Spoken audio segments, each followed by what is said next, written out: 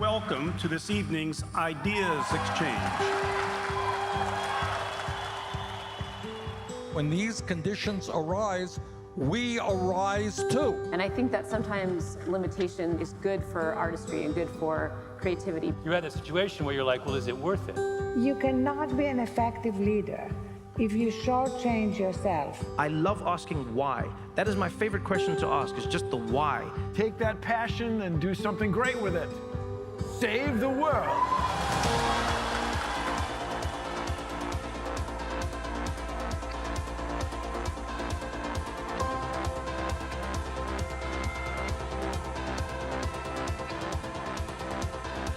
I don't have any more secrets. And that is a wonderful way to go through life.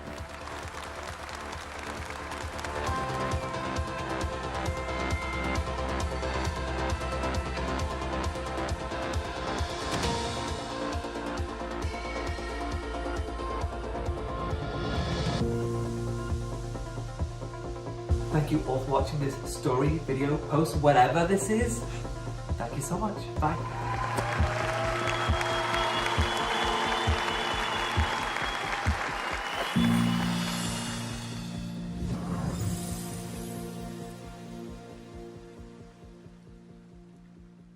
Good evening, and welcome to this conversation sponsored by PEN America and the LA Times. Thank you for being with us tonight.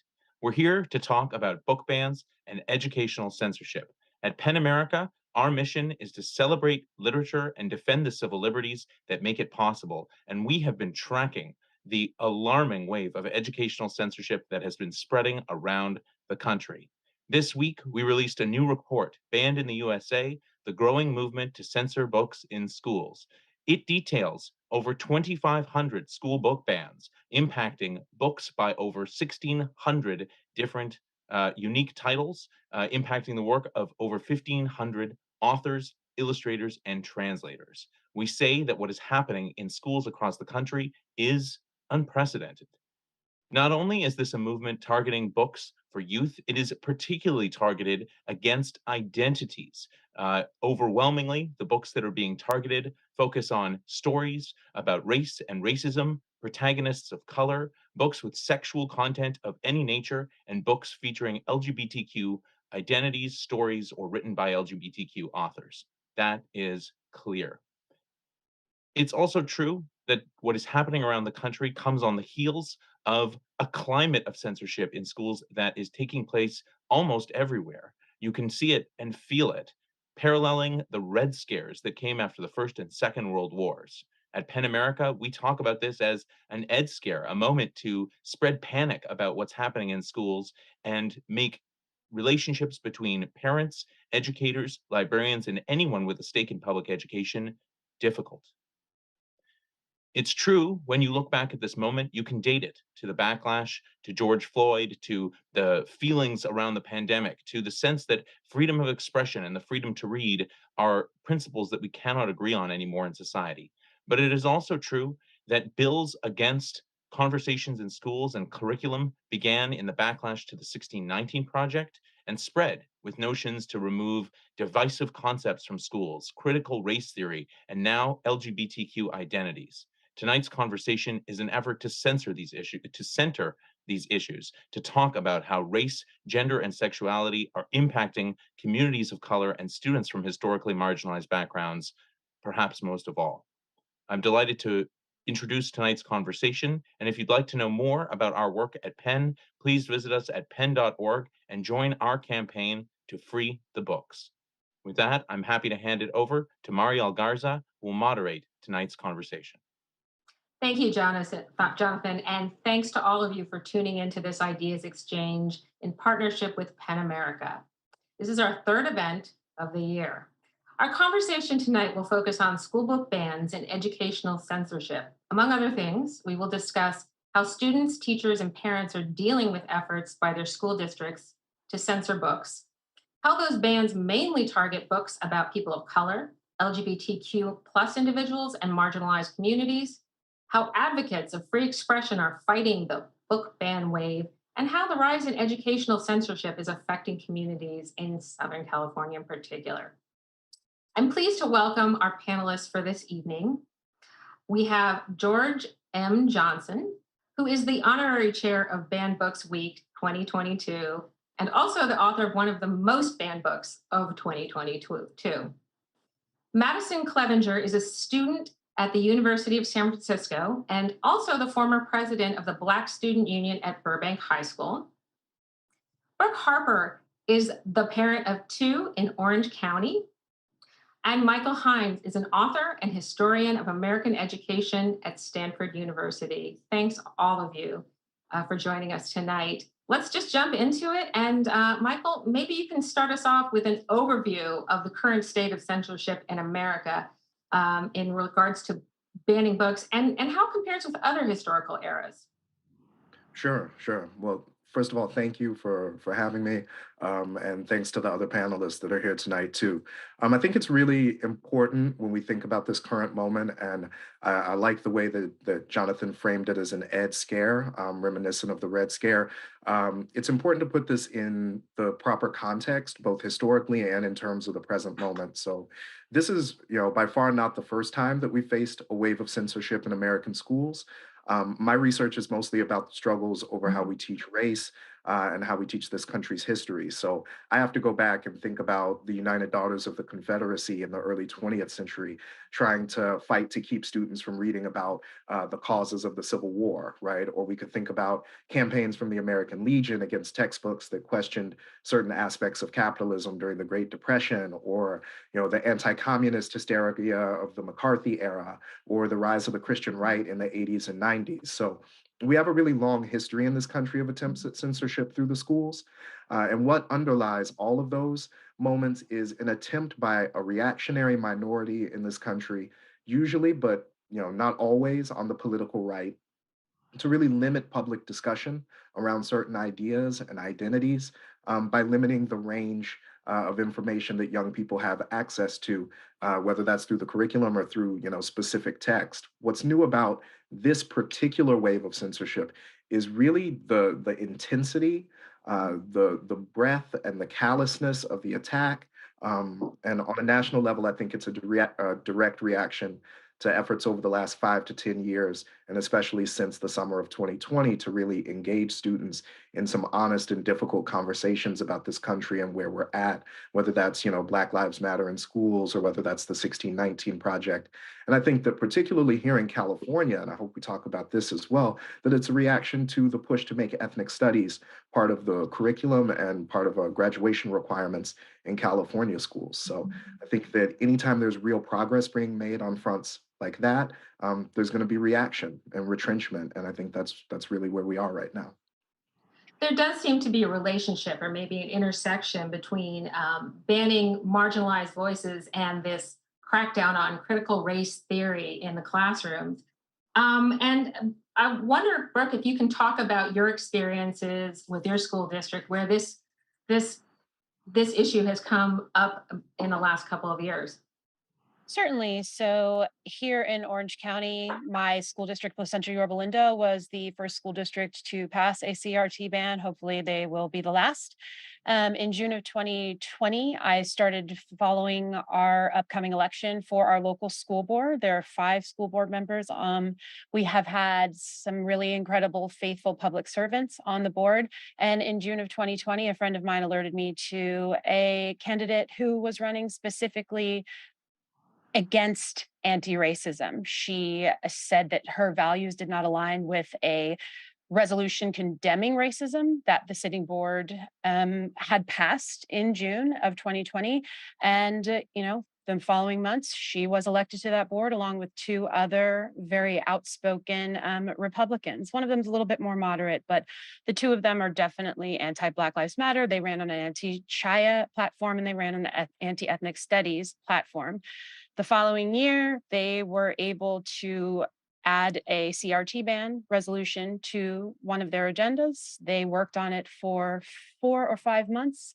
They continued to refine the language despite an outcry from students, parents, the president of Cal State Fullerton, PEN America, and a lot of people who said this is not the right thing to do. There was a petition. I think it had something like 1,000 1,000 signatures on it, but they just kept saying that this is what the parents want, disregarding that, me and my friends who were against the ban were parents. And they unfortunately got that CRT ban passed. So what does that mean in real life? I mean, the district said, well, we're not teaching CRT, so it's not a big deal. But has this resulted in actual changes that you've noticed in the classroom? Well, I think that is the issue. We're talking about an ed scare. We're talking about people who don't even understand the 5 tenets of critical race theory. And so what it has done is bled over into any kind of program that even mentions diversity, equity, and inclusion. And our 3 board members, 1, 2, or 3 of them will pull items that even mention diversity, equity, inclusion in their mission statement, in their, in a mission statement condemning racism, in their vision, and attempts to or succeeds in voting them down. So we have had our district has canceled our subscription to a site called Newzilla.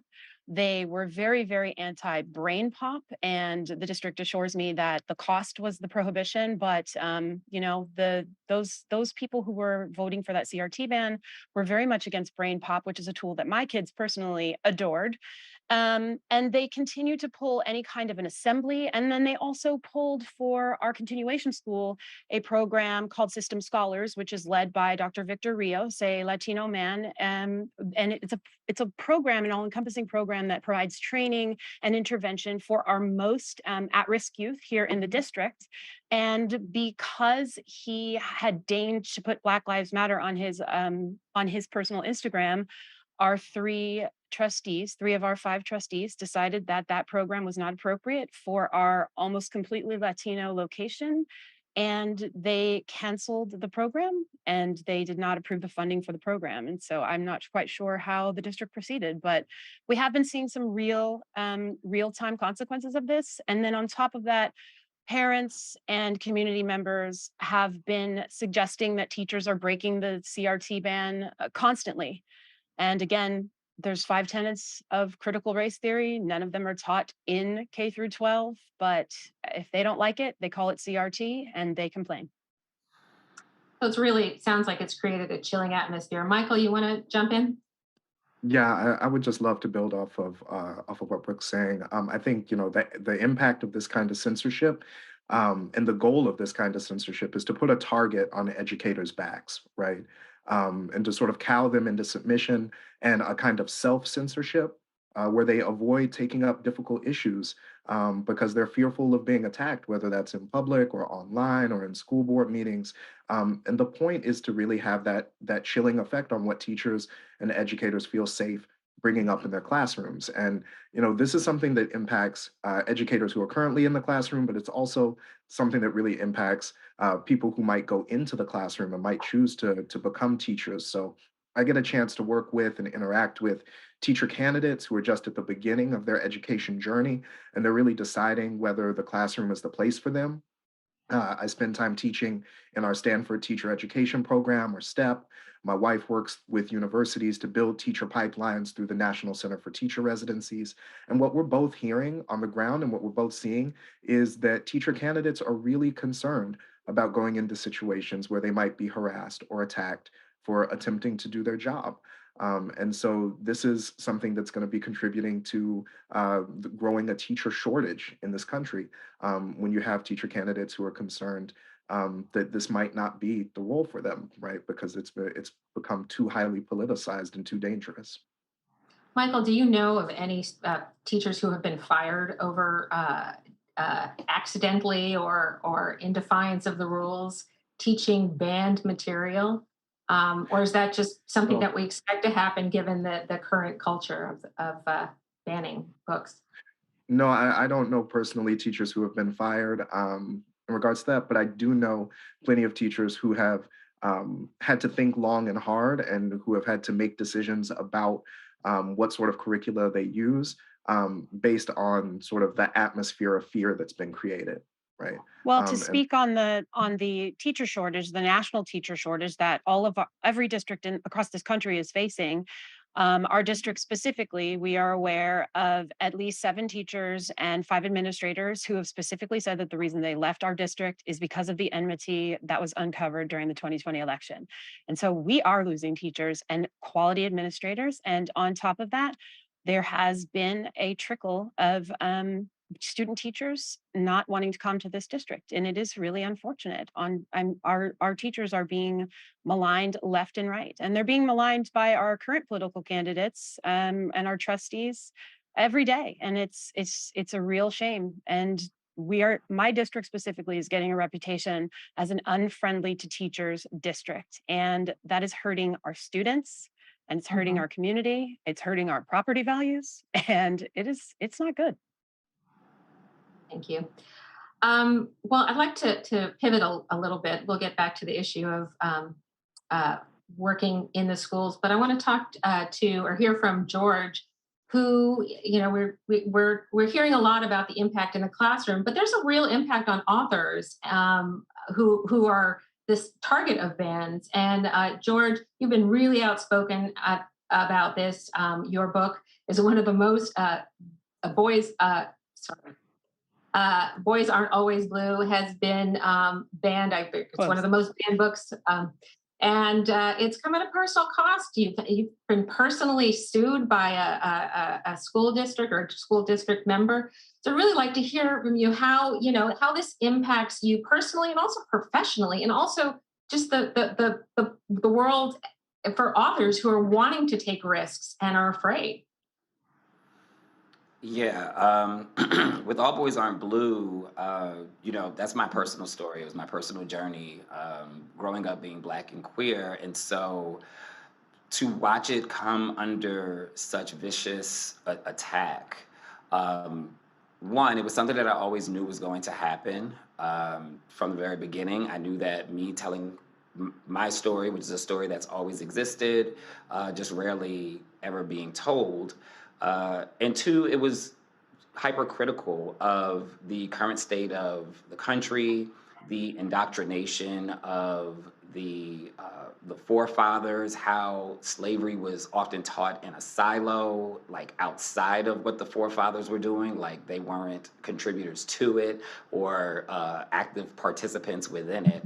And so with my book, it became really, really interesting. It's currently being attacked for LGBTQIA themes as well as explicit sexual content. For me, though, the book was really about family. The book was really about love. It was about what it felt like to grow up at the intersection of being Black and being queer. And it was simply a love letter to teens who had never felt seen or felt heard before in the pages of a book. So when I think about what's going on now, as far as being an author, professionally, it's been interesting. It has not stopped me from writing queer material. It has not stopped me from writing books that talk about the history of queerness and the history of Black queerness. But I do think it has silenced many of the voices of other authors whose job, it's not their job to also have to be activists. They just want to put good work into the world, and they just want to write great material for the people who need it. I chose to be an active participant in this fight because I was raised by a Black grandmother from the South who taught me very, very early that we don't take no mess. I'm going to say that as nicely as I can put it. And so I was raised to not take any mess. And I was raised to advocate for myself and to advocate for the communities that I inhabit. But it is becoming daunting, especially in publishing, because it's not just the books that we're writing. It is also the textbooks that are starting to be pulled from classrooms as well. So that's even become a part of this battle, is how do we even save the textbooks that just had a little bit of our history in them, let alone the books that we're writing as authors. But personally, it is hard. It's hard to get up every day and watch people attack your work. It's hard to get up every day and watch laws be passed and bills be passed and watch teens having to go back into cowering like many of our ancestors had to. Go back into, I don't like the term, but we'll use it for here, being quote unquote closeted, being super discreet because of safety. Because there's a real fear of violence against them, as we have seen many of these school board meetings turn violent, as you've had people show up with guns outside to threaten queer students and teens. But I will say that despite that, I am still watching publishing continue to support us putting the books out there. One of my things that I always say is, if you're going to ban one, you're going to have to ban every single one that I write, because I'm not going to stop writing about these subjects.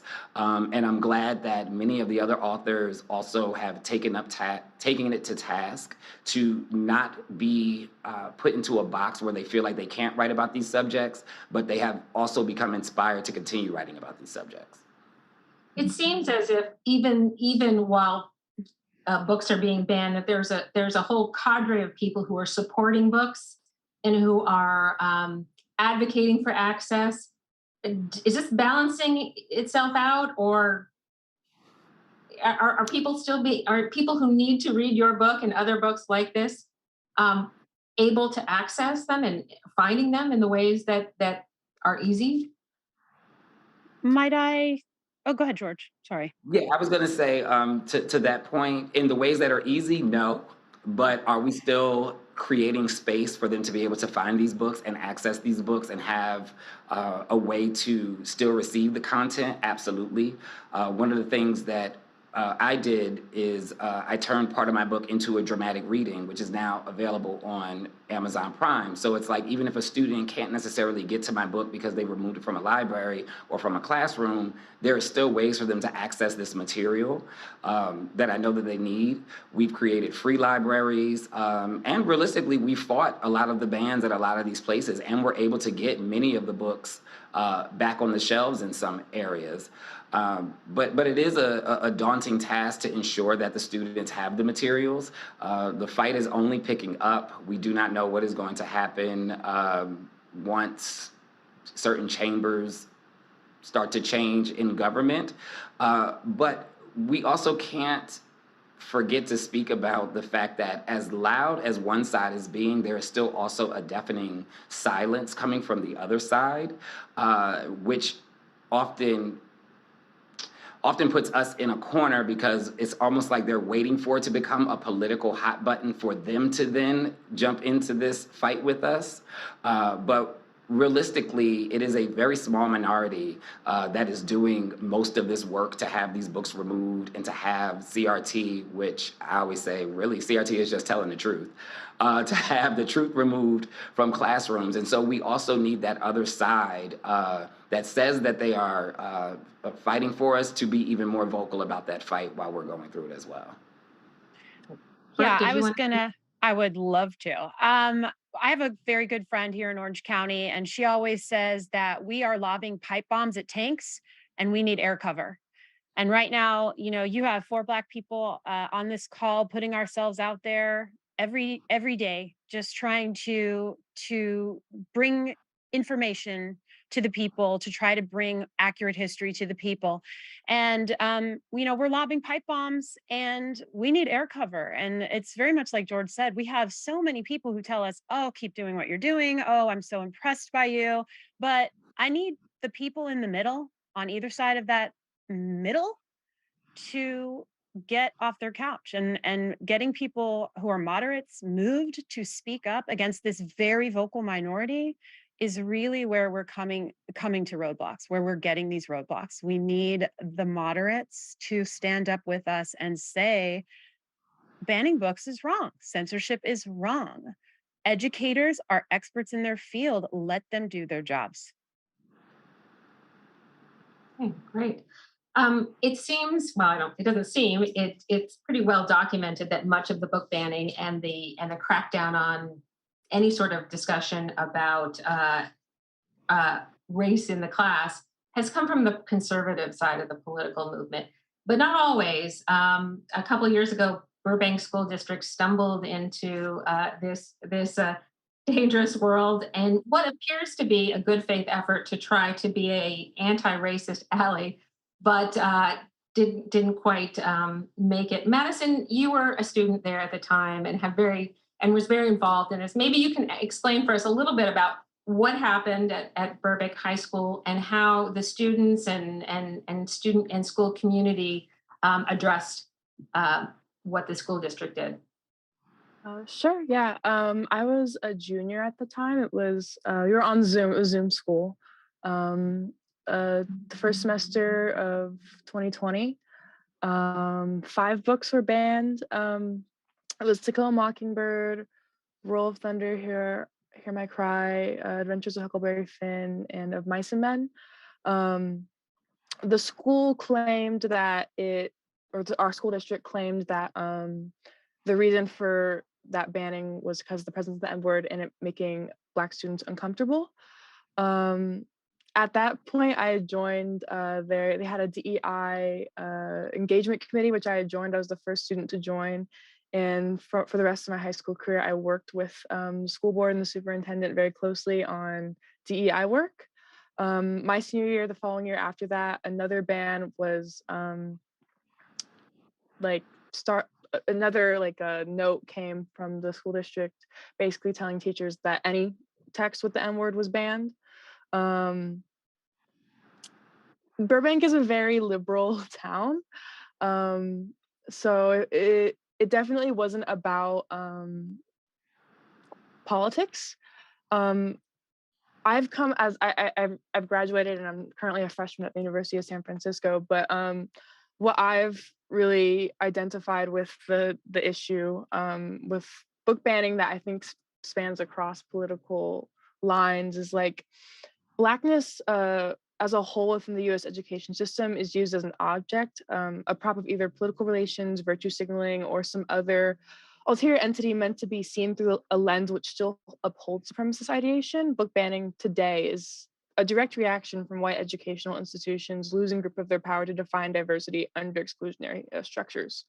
So it's about there aren't very many Black people in those positions of power in the U.S. education system simply because that system was never really meant for people of color or people in minority groups to be given the space in the first place. So book banning right now is just that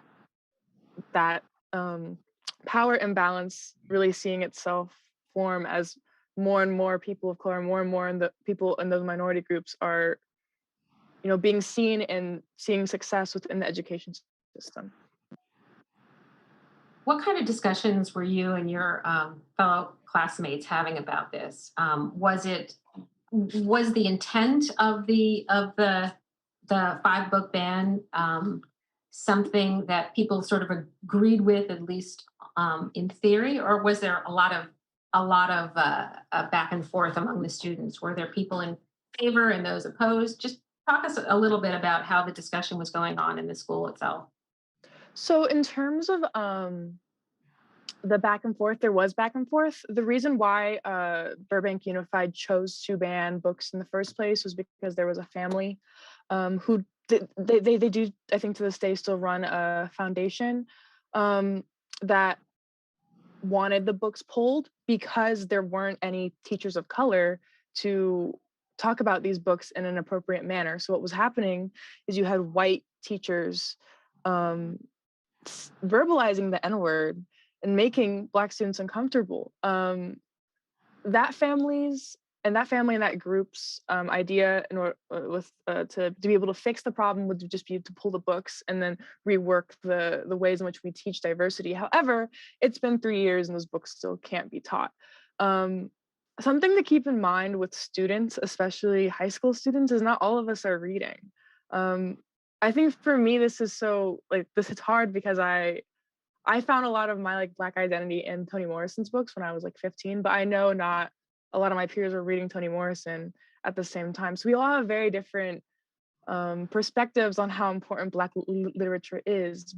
So I feel like it became more of a question of, do I for Black students at least, became more of a question of, well, do I sit here and be like, I don't want these books pulled because I think it's important for these books to be in our classrooms, while at the same time there'll be white teachers verbalizing the N-word, making us uncomfortable? Or do I not say anything and then have these books be pulled altogether and I just never get to read these stories? It's hard to do that because students never had the power really in the first place to say anything. All that does, that narrative did, it divided Black students within Black students. Like it honestly, for me, I think no Black literature should be banned. The question of banning the Black narrative entirely, whether it came from a white voice or a Black voice, it still affected me because that school board is all white people. There are no brown or Black people. Well, there are no Black people on that school board. We have a white superintendent. It wasn't coming from a place of genuine understanding. It was coming from a place of trying to understand without actually engaging with students. They never engage with students. They don't think we have the power to speak for ourselves, but we do. And they use systems and words and the documents and the policies as ways to stop us from saying anything. And that's a very old tactic that lots of structures that promote white supremacy have always used. They use vocabulary and they use words and they use terms that we don't understand. But the truth is we understand it because we live it. So sorry to bring it back. Yes, there was a divide within Black students, but once you sit down and speak about it, once you actually engage with the text, which again, we don't get to do because we're the students that are affected and we never even get to engage in the text in the first place, then it becomes more of an issue of, okay, well, is this a question of white teachers or is this a question of Black literature? And I think it's a question of both, of course, but censoring Black literature is never the answer. George, you mentioned something when you were talking before that I took a note of because I wanted to come back to, and that was that it's not only literature that we're talking about, but there's also banning or censoring of textbooks that's going on. And that's something that I hadn't really been aware of. And I wonder if you and maybe Michael and anybody can talk about this. I'm sorry, Madison, you waved. Yeah, I have something actually. Okay. I like a year ago when I was still head of like the Black Student Union at Burbank High, we did a meeting on the American pageant. The American pageant is the textbook which is used for the AP or the AP US history test. There was actually an op-ed written in the LA Times about someone whose daughter had was using the APUSH textbook. Sorry, not APUSH. This is what they call the class. The American pageant textbook. I also learned from the American pageant textbook, and talking about how small the chapters were about. Like what's coming to my mind is like the Black Renaissance, the Harlem Renaissance. It's like one page. That idea that one page is too much for students to engage with is ridiculous. And I think these are the types of textbooks that are being challenged and they're looking at banning today, because any even one page worth of that perspective can be harmful to these structures. Yeah, absolutely. And yeah, when it comes to the textbooks, I often talk about the textbooks because I remember being in elementary school and always wondering like, okay, well, if we are talking about Abraham Lincoln in such this great light, like why was there a need for a civil rights movement if we were free right after this? And this is me in the 3rd or the 4th or the 5th grade having these type of questions, right? So the textbook conversation actually, or the how poorly textbooks have been in this country is what actually became the catalyst for many of us as authors to then put the truth in our books. And so when you're removing our books and then you're also trying to remove the 1 or 2 pages that you give us about, as you said, the Harlem Renaissance, The fact that the Stonewall riots don't even exist in most textbooks, even though it was a critical point of changing a lot of structures in this country. You know, how slavery is written, typically a chapter or two, if it's ever given that, while the presidents pretty much and the forefathers take up most of the book. But then, you know, it's even deeper seated because you have a lot of Black students, especially I went to college in Virginia, who still go to high schools and elementary schools and public schools that were named after slave owners. And so there's been even a whole controversy there of trying to get monuments removed and trying to get the schools' names changed. But yeah, the textbook issue has actually been one that's existed for a while. It's just that now we've reached a place where, as we were saying, even one page is too much. Anything that mentions race at all is too much. And it's like, but then literally these whole textbooks are just going to be about whiteness, because you cannot teach American history without teaching about the fact that someone existed in America before them and the fact that someone else built America, that being indigenous people and Black people. And so you can't separate those two entities from any type of history unless you are still trying to protect an ideology that means that whiteness remains supreme. And so that's really what this is a fight over. It was said earlier that this is really like a fight over protecting the ideology that white people have always been the dominant population in this country. The fact that the demographics of the United States are shifting a lot faster than anyone anticipated. The fact that Black women and Latinx women have children at a much higher rate than white women. The fact that marriage is declining in various ways and people are having less children. And because of all of these demographic shifts happening so quickly, us as authors and the textbook writers were trying to make sure that the book started to encompass the population of children that are actually being taught nowadays. And so this fight is, once again, to make us all go back to what I had to go back to, which was reading Little Women, reading Holden Caulfield, and reading stories that didn't make me feel like I even mattered in this country.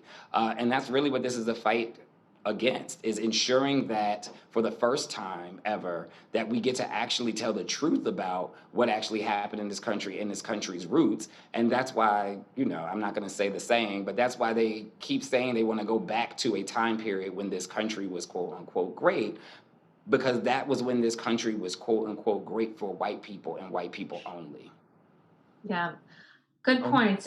And I'd like to point out that, you know, sorry, Mike, I'll get to you just quickly, that, you know, while we are focusing on sort of the most egregious recent examples of book banning and censorship, you know, this also has affected the Latino community and Latino writers and Native American. I mean, not only are their stories also being banned and not told or not even published, they've also been, I don't know if they've been erased from the textbook so much as never even included. So sorry about that. Michael, why don't you jump in?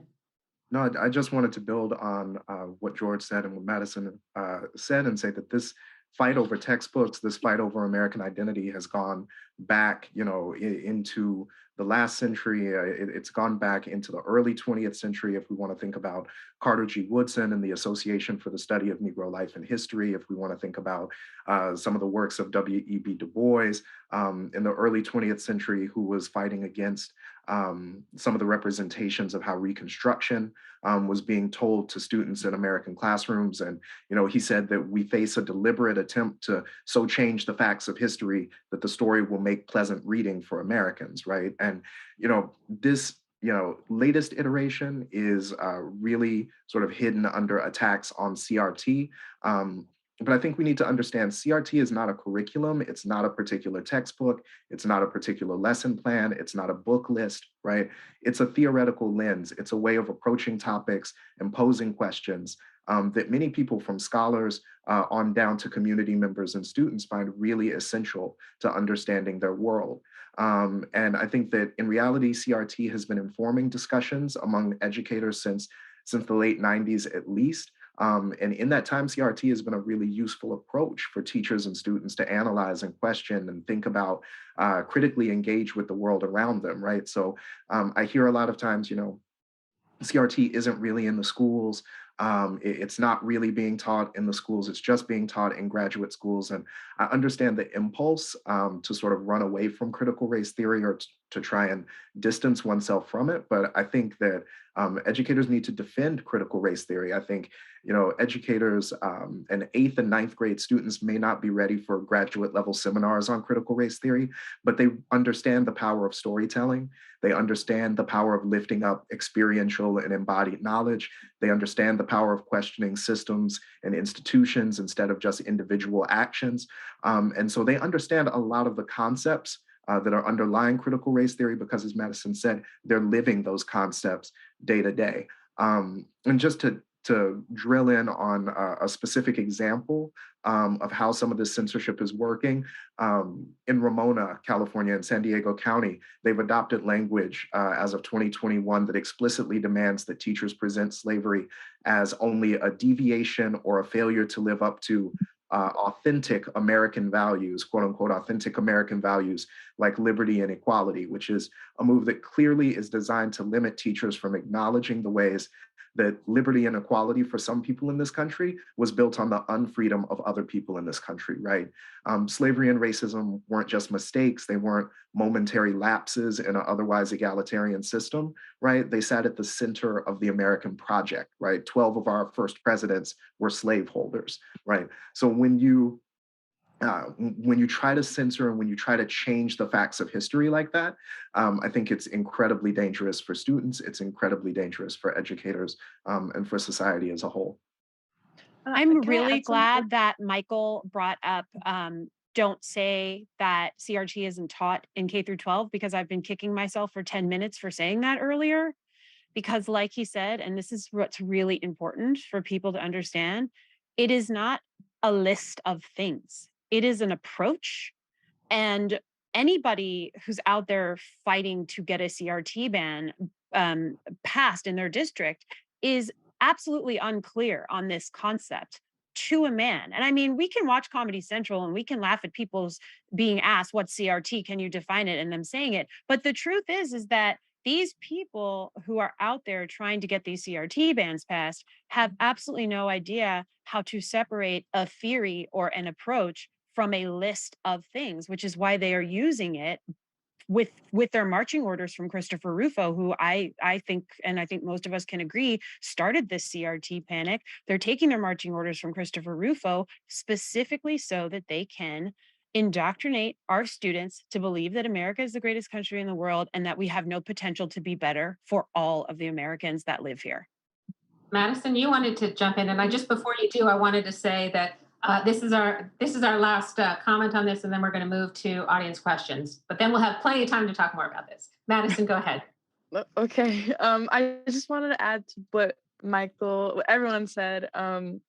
I put a note on here on my notes there. I said there will always be people that hold power in academia that feel book censorship is necessary because to expose those perspectives, which would otherwise be silenced, would ignite in students a critical eye to the same system sustaining their salaries.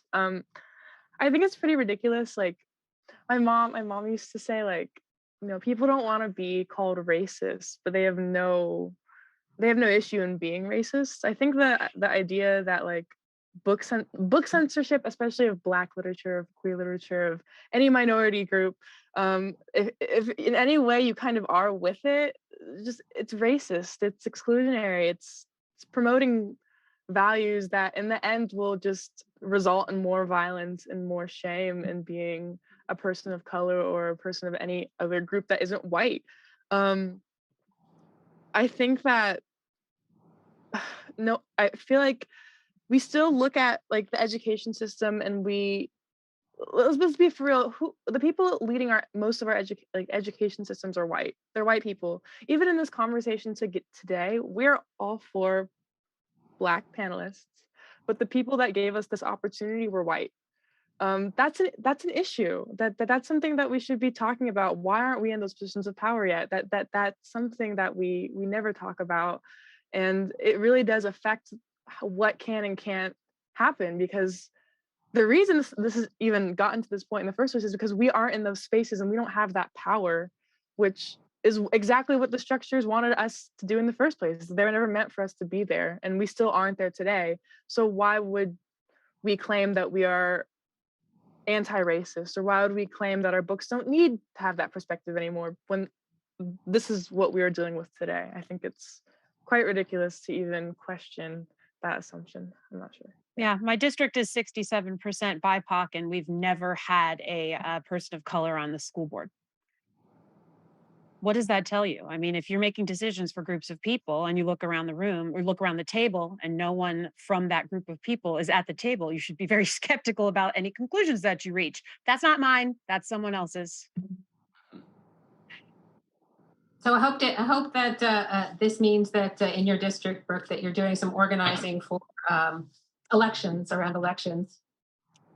You know I am. Great. I think we're gonna.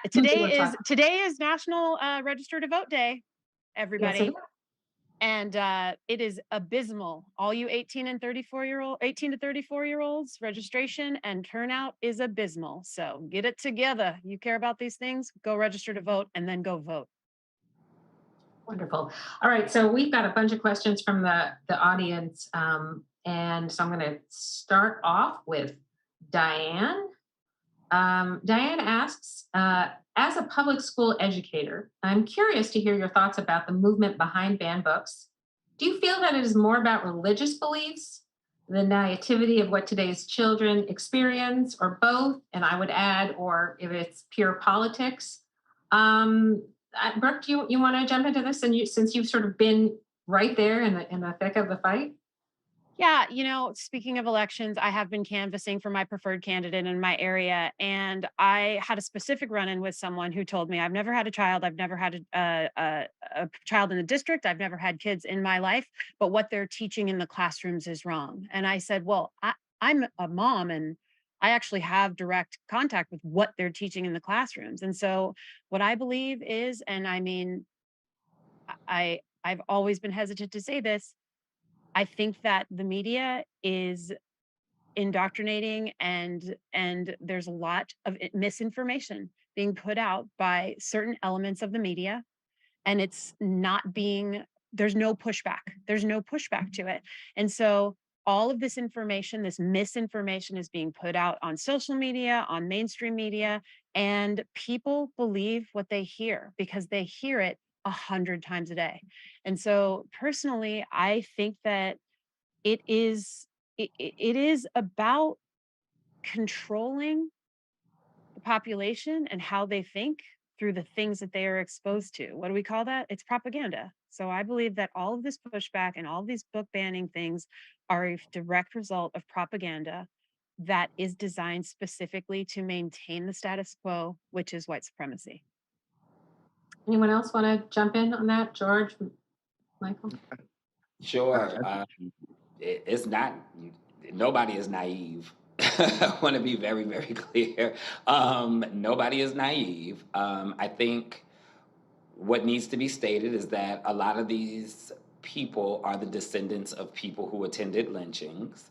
A lot of these people are the descendants of people who yelled at Ruby Bridges. And I think that this country has tried to divorce this current population from who they are descended from.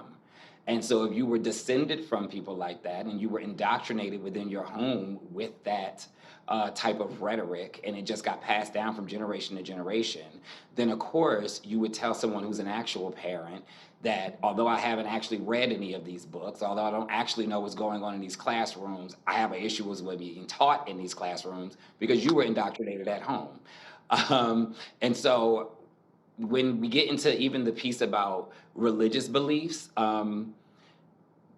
a lot of them don't realize what's actually in the Bible, which is why it's been very easy anytime I've gotten into interviews or media interviews where they have myself and they have a conservative, because they make an assumption that because I write the books that I write, that I also don't have a spirit and that I'm not spiritual, or that I was not raised by a grandmother who had been at Mount Pisgah AME for a bunch of years and then went to Mount Zion AME and was the mother of a church. And I was a church going person myself. And so their religious belief is wrapped up in a puritanical sense of, well, these things that y'all do are unpure. Because I honestly believe that a lot of these people who feel this way, they don't believe that we have a God, and they don't believe that we are, obviously, we probably don't believe it either, but they don't believe that the religions that we pray to are the same ones that they are praying to as well. And they feel like they have more of a command of the religion and a command of power and a command of the word and what the word is saying and how that word gets indoctrinated into our laws, and that we should all abide by how they interpret the word. And so I think that's probably the only religious aspect of this, is that they are taking their interpretation of a word and of a book that has been revised many times, and wanting us to live under their domineering power based off of their interpretation of words that they oftentimes don't live by themselves. Thanks. Okay, next we have a question from Vicky.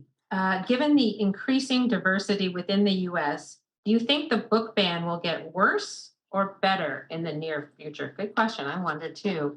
Michael, do you thought maybe you have some historical insight to bring to this?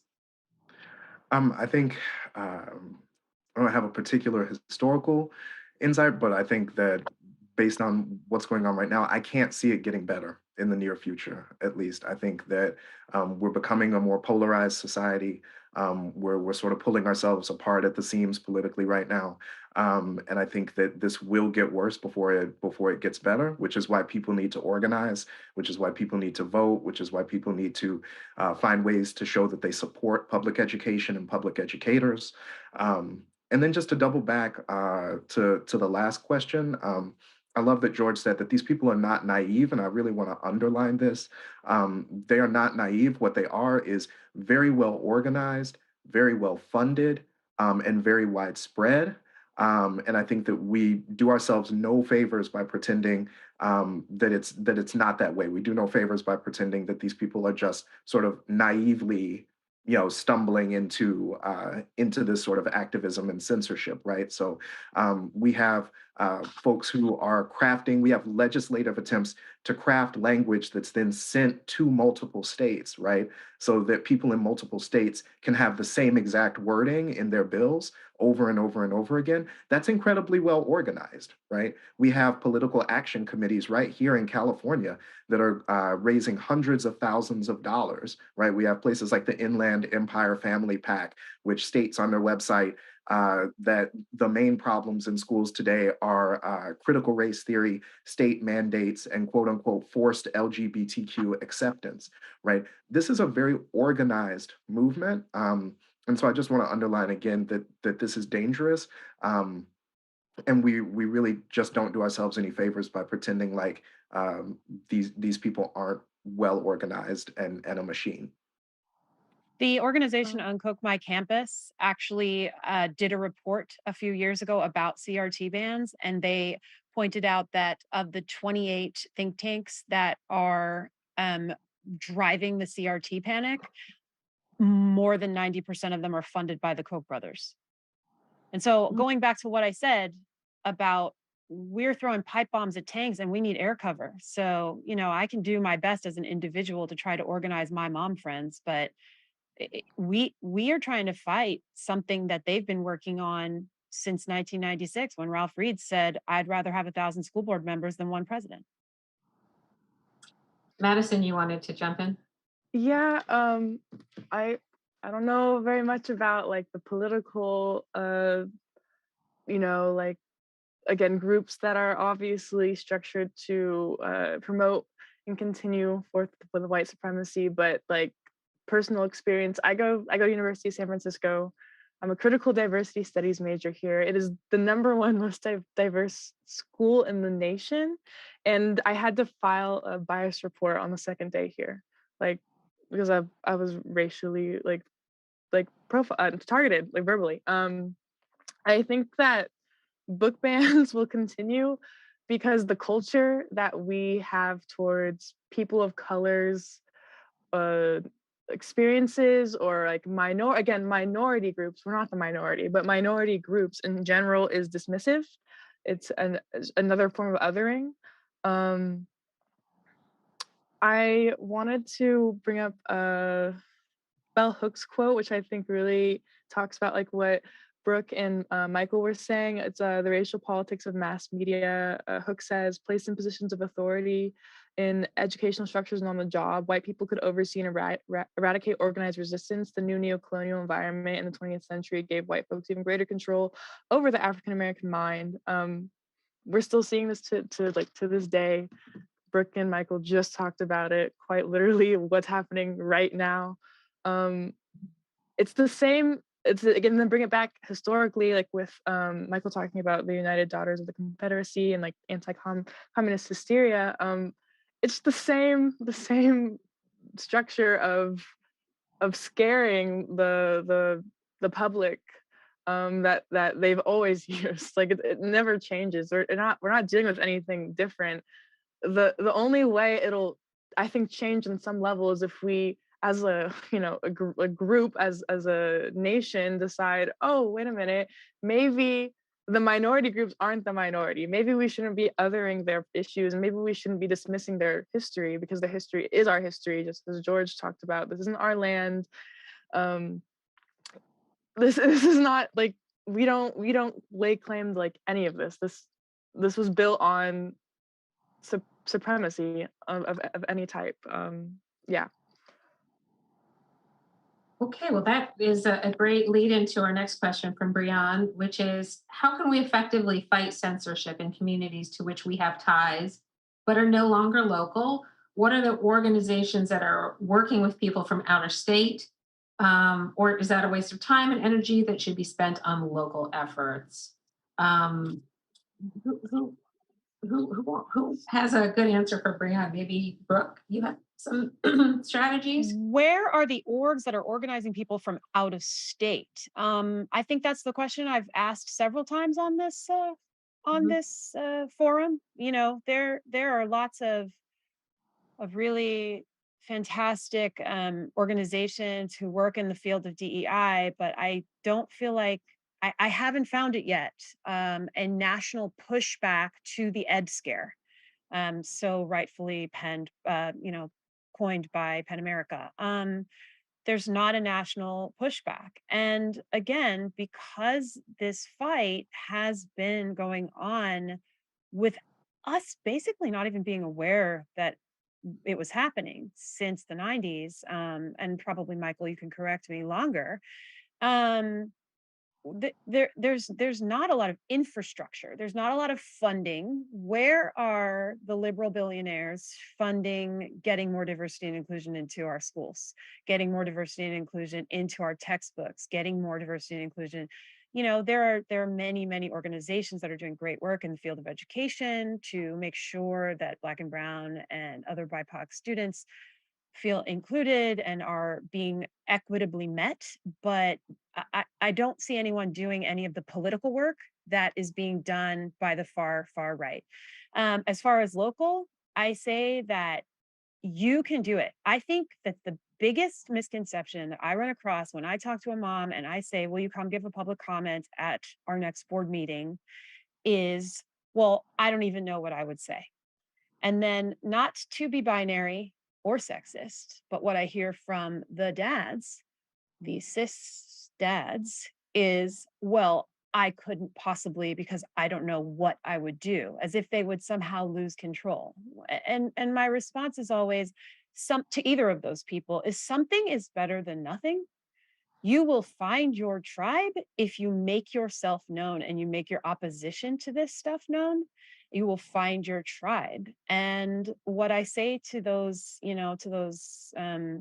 cis dads and those straight cis dads is, well, when is it going to be enough is enough? Because your kids are out there, getting made fun of on the playground and being disregarded at basketball games and having tortillas held up at them at football games. And when is it going to be enough? So what I would say, and my answer to that question is, it starts with you, and you don't need any special training you're a parent, you stand up for your kid, you make your opinion be known to your superintendent and to your board and to your principal that diversity and inclusion matters and our kids deserve to be represented in the curriculum. From I was say, just to add quickly, yeah, it's not going to become a national like movement or a national political movement until it can be turned into a fundraising tool for the other side. And we just have to be honest about that. You know, we can look at what happened with Roe v. Wade, and I think it excited them that we lost it because it then became like their biggest now push to drive up, you know, voter turnout against this thing. But it always historically has had to get to us losing something first before that side ever stepped up politically to then want to advocate on our behalf. And so I think that's partly why is because it hasn't become the big enough issue yet. Because it's like right now, we've lost in some counties, but we've won in some counties. The ACLU has been great. I've been advocating. I send in videos to multiple school boards across this country. So right now, it's still kind of like a jockeying for a position because, yeah, they've pulled the book. I think my book has been pulled the second most, but it's like 29 districts. But there are a lot of districts in this country, right?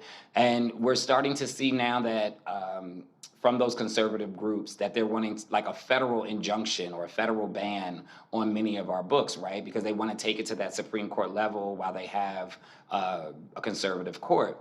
But ultimately, historically in this country, we've had to lose something before the other side then uses it as their main fundraising tool and motivational tool. And so I think that's part of what I was saying earlier on was like there's a deafening silence that is happening where we are not seeing that type of support yet, but we are hoping that it comes. Like the air cover that was talked about earlier. We are hoping that we start to get some air cover soon because it is getting harder to fight against it. And I think Brooke made a great point, like the lobbing of pipe bombs at tanks.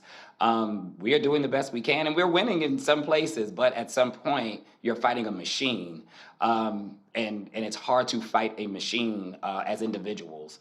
But historically, we've done pretty well at it. We've always figured out a way to do it. And so yeah, use your voice, advocate in your communities, as Brooke was saying.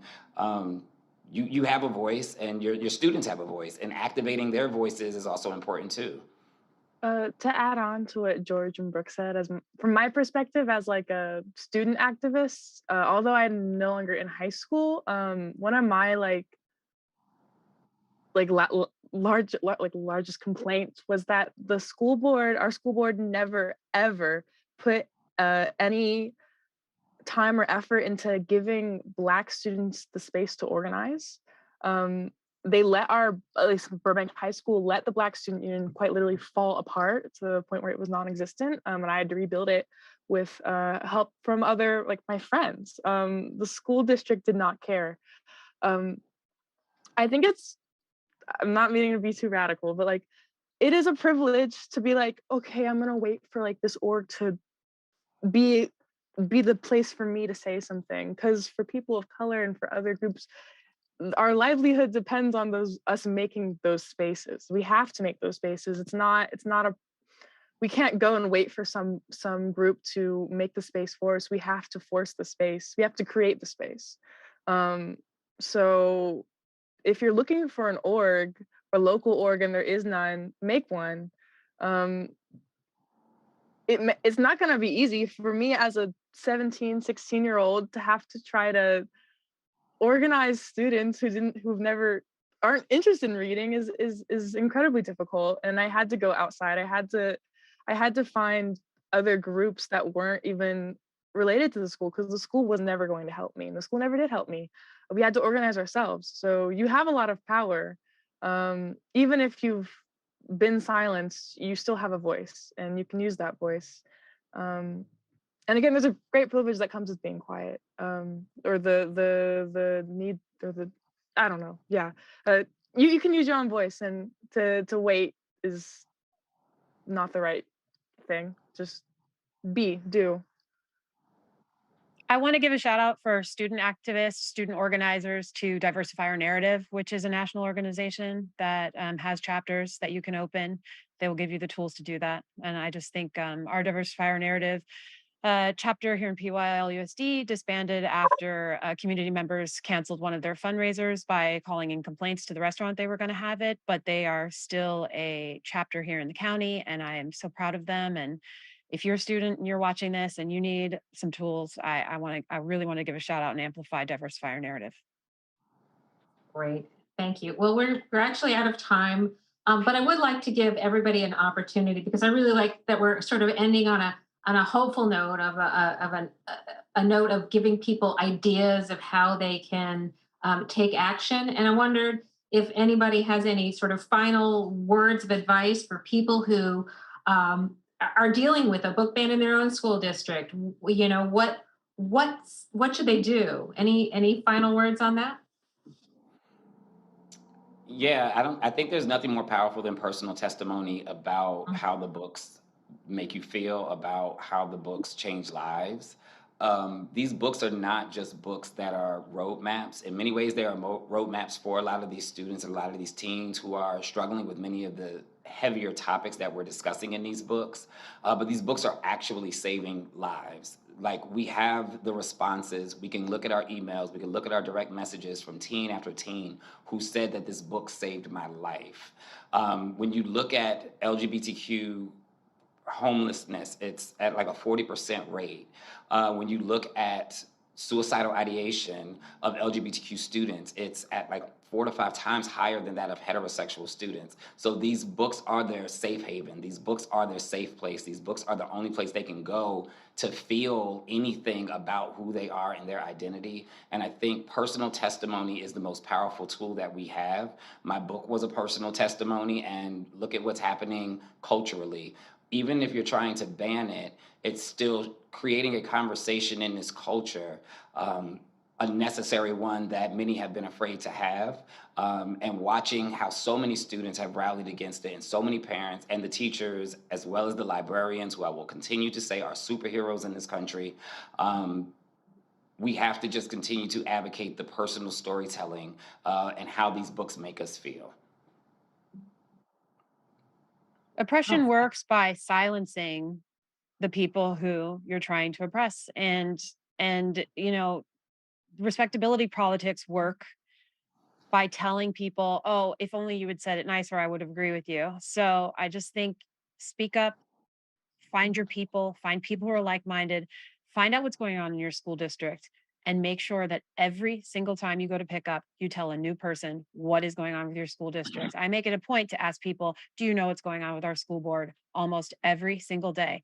And it's shocking, because what I will learn is that people of color who are taken aback by what I have to say to them had no idea. And so it's really important to get the word out there, find your people, and keep talking about it. Last Tuesday, one of our school board members suggested that we not celebrate Black History Month anymore. So I have been shouting that from the rooftops. So just speak up, like George said. I would say Okay. for people who aren't educators, support your public educators. For people who are educators, get resources, plug in with organizations like the Stanford History Education Project or Stanford History Education Group. Plug in with Zen Education Group. Plug in with all of these organizations that are doing really great work.